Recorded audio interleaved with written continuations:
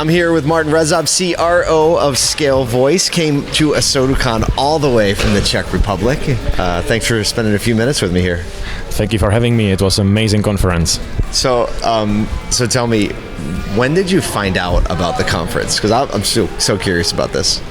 So about ASOTU, not about the conference, I've learned on NADA when I met you guys with the amazing branding you have.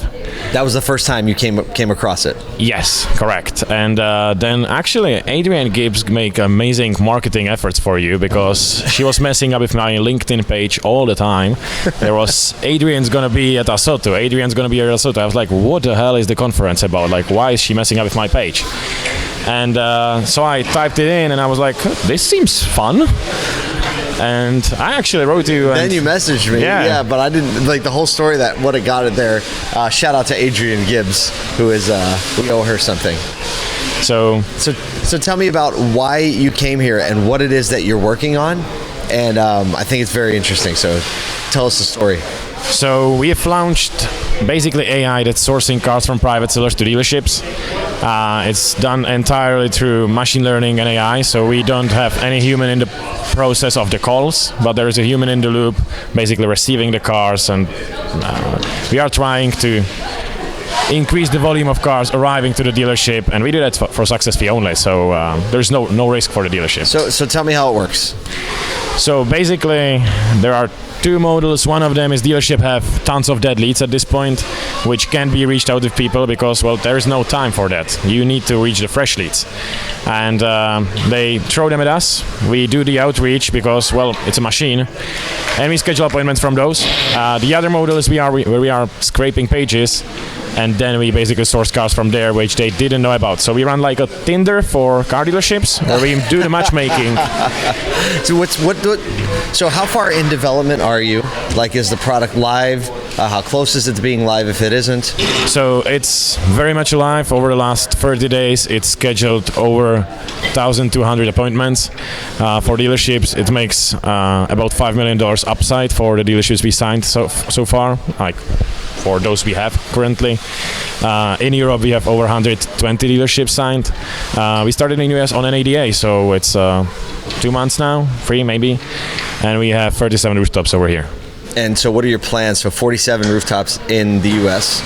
What are the plans for rollout? When do you think that more dealers will see and hear about this? I hope today. Yeah, of course. That's definitely a number of them did at ASOTU CON, that's for sure. So that's one part. We are launching US, like officially, we are launching US on 15th of June, where we are launching a PR campaign and co-marketing with Shop Automotive because they are our first and largest client in US. Oh, that's not too shabby to have them as your first. So yeah, they are very progressive, I would say. That when they heard about the value proposition, they started to testing it basically a week after NADA, and we went to full production in a month. So they launched it for all the stores, and they are amazing. And so this is basically, I'm going to get a phone call if I'm somebody that has a car that, you know, the dealership through the software is trying to source. I'm going to get a phone call, and what am I going to hear when I get the phone call? So the entire flow is you're going to receive a message that you are going to receive a phone call to increase the conversion rate. So first is a message, then is a phone call that's going to introduce itself, represent the dealership. We are using the dealership script, so it's exactly what you are training people for, we train the AI for. And it's going to try to get you to the appointment, but it follows the business rules. And if you try to convince it to buy the car for more, then it's actual value. It's going to tell you, I'm sorry, but I can't offer you more until I see the car, and try to get you to the dealership. In the store. There's so many things about AI going around. We hear it all the time. Everyone says that they have some kind of breakthrough. What is different about this AI than some of the other stuff we're seeing out there?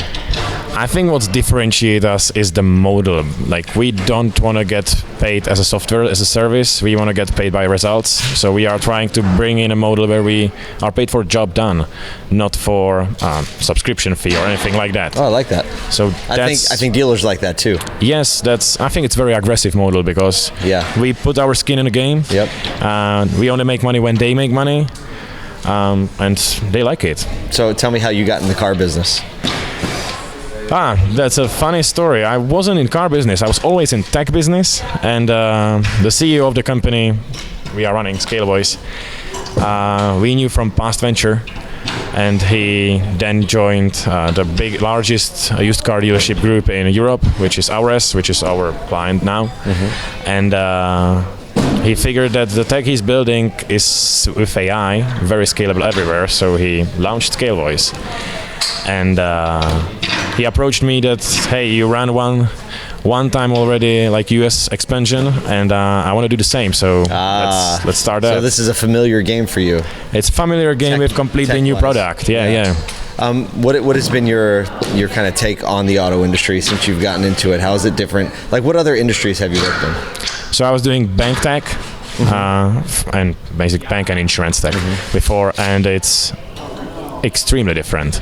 Like, what I've seen here is a community, especially on this conference. It was a community event. It wasn't a conference. NADA was a conference, but this was community event, and I loved it. It was so great, and I think this is unique, or at least from my perspective. I don't know about any other industry where the direct competitors would have fun together every evening. It is a pretty unique thing, isn't it?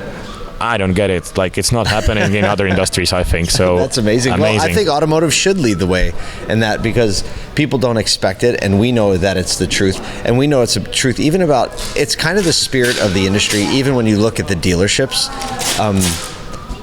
dealers share best practices with one another very, very openly. And I don't know if that's because I can't think of another industry where you have so many owner-operators that have, like, I don't know, like a similar experience. They all have to sell from OEM product. They all have to abide by certain regulations, but they're all very entrepreneurial and flexible, and they have the opportunity to try different things, even within the OEM regulations.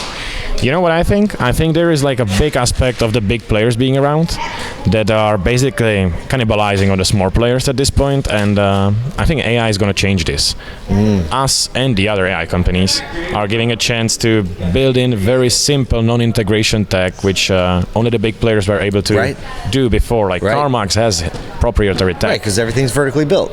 Yes, and this is basically a chance to catch up with them, and it's a David Goliath over here, and we are helping the Davids. I think if there's anyone that embodies the David Goliath spirit, it is car dealers. Yeah, and I think this is where AI is going to change it a lot. And one more thing, I think those dealerships which will be using AI will be very quickly ahead of those which are not. And, I agree with you. The ones that do adopt early, adjust early. Martin, thank you so much for sharing some time with us. Thank you for coming all the way out to the conference and now becoming a full-fledged member of the ASOTU community and the auto industry. Hey, thank you. You'll have me next year because it was really great. Thanks a lot. Without a doubt. Thank you. Thanks for watching this episode of In the Dirt with ASOTU. If you're new to our channel, make sure and mash that like and subscribe button. Also, check out some of these links for our other great podcasts and content.